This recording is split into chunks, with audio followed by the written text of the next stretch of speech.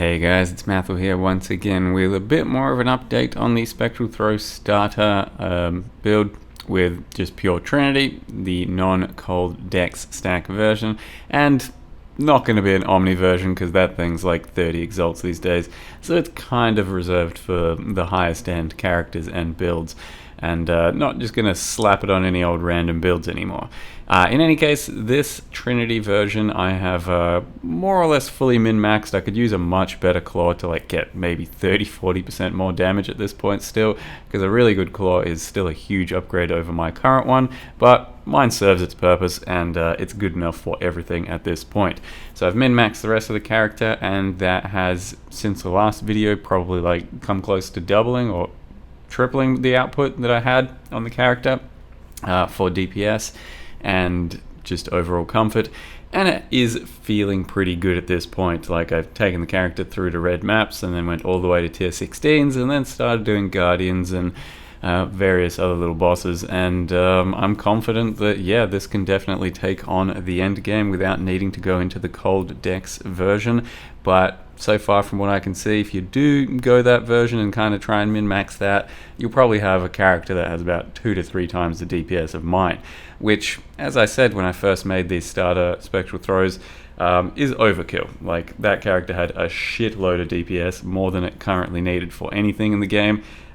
Maybe, you know, with the Ubers and all that, having more DPS like that would be pretty appropriate, but currently this DPS that you're seeing on screen is good enough to get through the game and also kill guardians and probably all the bosses that I've yet to do, but I'm pretty confident I can. As you'll see at the end of the video, I do also do a 4-way formed, so shape a guardian fight with juiced, for the challenge, you know, juiced modifiers, which doubles the modifiers of the map, and that one's just going to be kind of about that specific challenge is going to be kind of about rolling things that aren't too bad for your character. But in my character's case, it was immune to curses, which is a huge amount of my output, which is like, you know, half my damage or some shit, maybe even less if you don't have sniper's markup. But you can see the playstyle is still basically Spectral Throw, sit back, throw some spectrals, and then dash around a lot. Still the playstyle that I fell in love with to begin with. Basically the same thing it always has been. I could use another couple of projectiles, which Dying Sun would provide, or if you could just go for a cluster instead and get one additional projectile, that'd be pretty cool too, because having 3 proj is a little less than you'd like for mapping, but it is manageable, and I have just gotten used to it. Obviously another couple of proj would feel quite a bit nicer just for overall large scale clear. Not very important though, and that's why I haven't gone for the Dying Sun, because I decided to go for the quality of life that some utility flasks would bring instead, and in this case it's a quartz flask, so I can phase through everything that I'm running, and especially when trying to pop large sentinels on extremely large packs, then having a phasing flask helps pretty nicely. But you can see the DPS here. Currently the POB will say like 3 million, something like that, but with sniper's markup and all the overlap, it should be quite a bit more than that. God knows how much it actually is, maybe 10 mil at this stage, probably something like that. And this is the shaper 4-way thing, sorry, and sniper's mark just doesn't do anything here because curse effect is basically so heavily reduced that curses do nothing, and that is a big cut to the DPS, as you can see, without any actual splitting buzzsaws and then coming all the way back. Does kind of suck, but it also reduces the increased damage taken on the enemy, which I have up to like 100% at this point, so it reduces that by a lot too.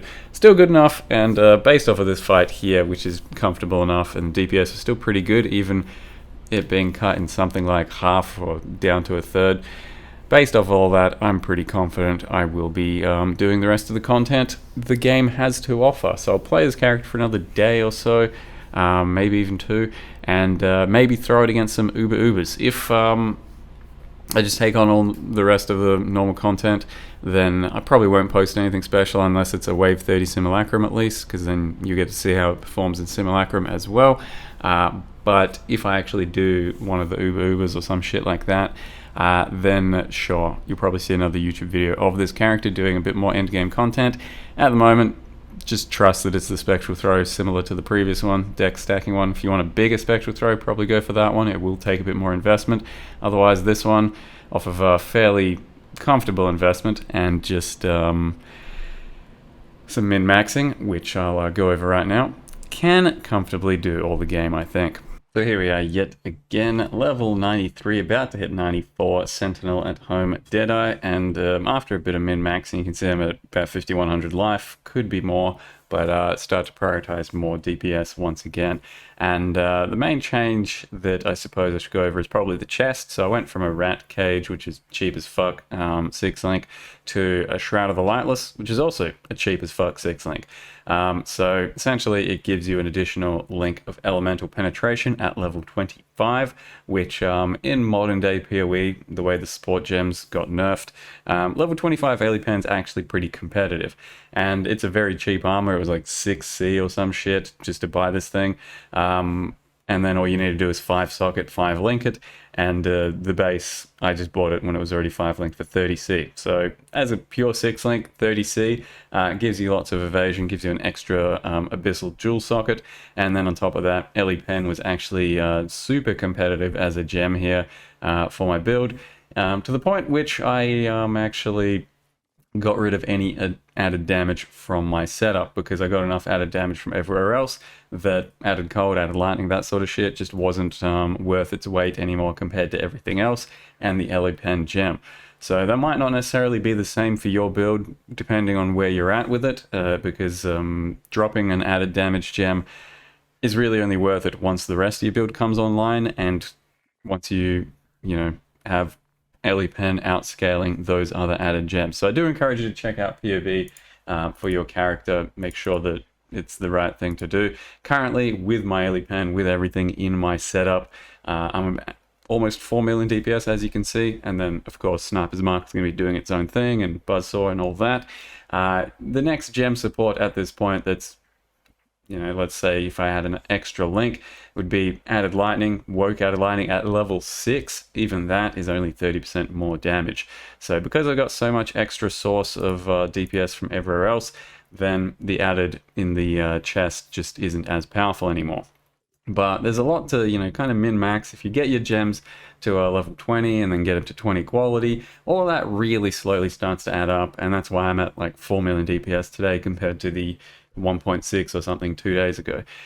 So yep, 20 quality there, you got 20 quality there, this thing's got 20 quality, this thing doesn't need 20 quality, and then Ellie damage is 20 quality as well. If you get like woke gems as well, for example, Ellie damage with attacks can be woke. That's a bit of an upgrade too. I grabbed a abyssal jewel, just grabbed a fracture. There's pretty much like fuck all actual good claw jewels on the market because no one's farming abyss. So I just grabbed a fracture of attack speed and then harvested it just a few times till I got something like this. Ideally, we are actually rolling a jewel, which I solo self-found. Something like this with like all tier 1 modifiers. There's just hardly any that exist like that, but that would be the biggest sort of jewel you can get for this type of a build. Just all kinds of Ellie damage across the board. And then, if you want, weave in a attack speed as well when you crit, or some accuracy if you're missing some of that too. Abyssal jewels are pretty good for this build at the moment, but so are regular jewels, and the best one I could do here was just some attack speed, since I did need a bit of resist as well. Otherwise, attack speed's pretty high value on regular jewels for a build like this, and then of course, if you can get a Watcher's Eye, you can fit in some kind of Watcher's Eye, that would be pretty cool as well. Grace, Wrath, Anger, there's going to be lots of Watcher's Eyes, Precision as well.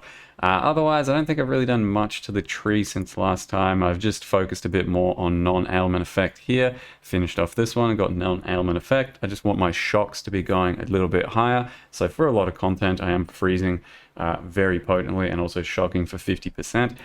Won't quite be the case for some bosses and all that. I did have the Precision Mastery and I did have the Grace Mastery, but at my point of like mana, thanks to all of my mana here and all that. I could afford to drop that. You might not necessarily be the same, so if you still need precision, or if you don't have any accuracy on your gear like I currently do, then you might need more precision, more accuracy, and that sort of shit. And I'm still min-maxing.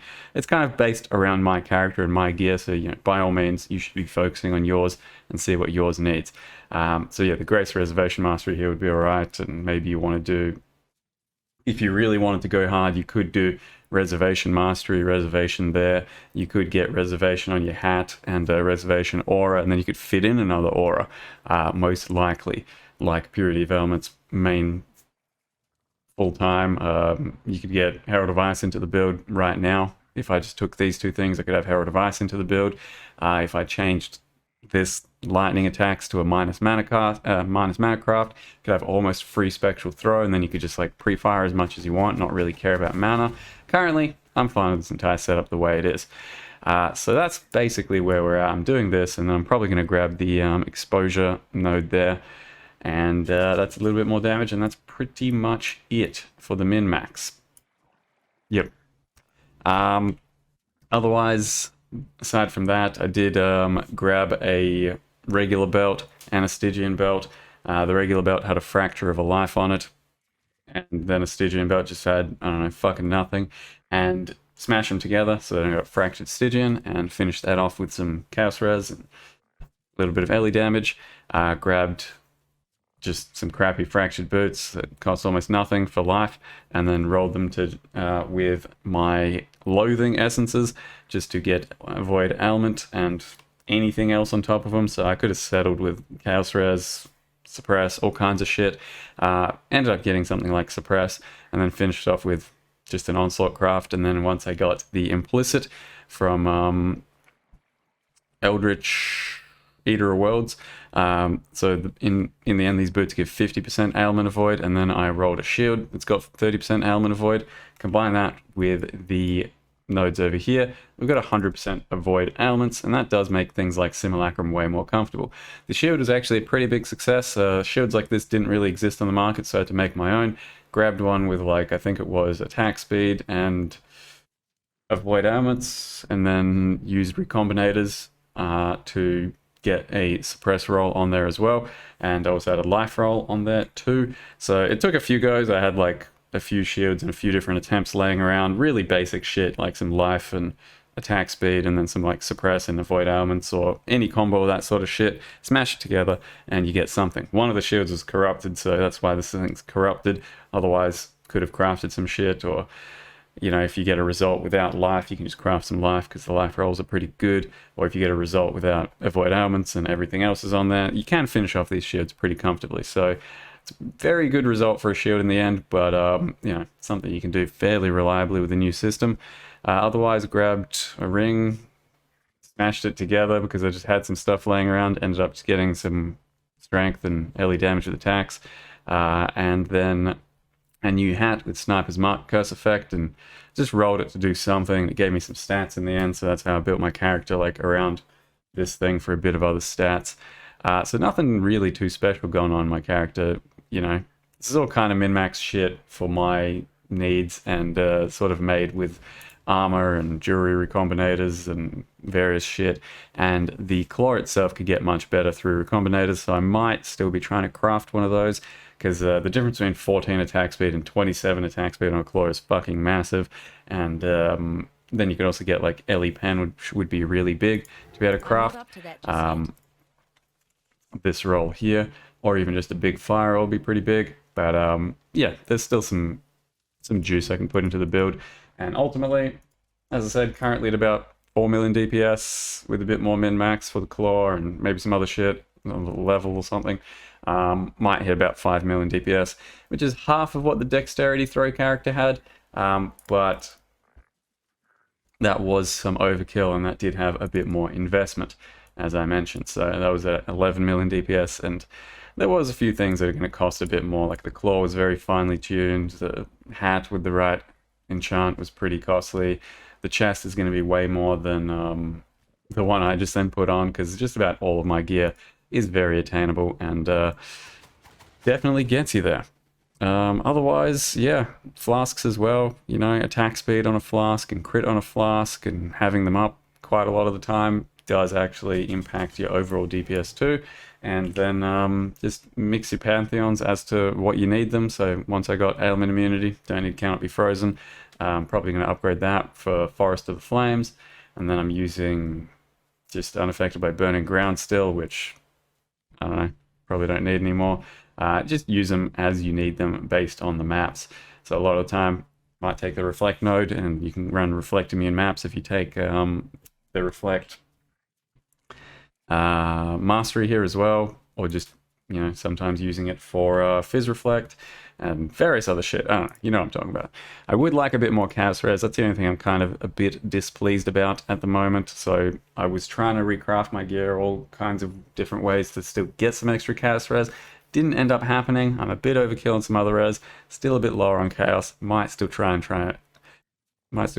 fit that in the end, but for now I'm pretty happy with it, and just going to do a bit more end game. And Spectral Throw starter, absolutely love doing it. So hope you guys enjoyed the videos. Thank you very much for watching. See you next time.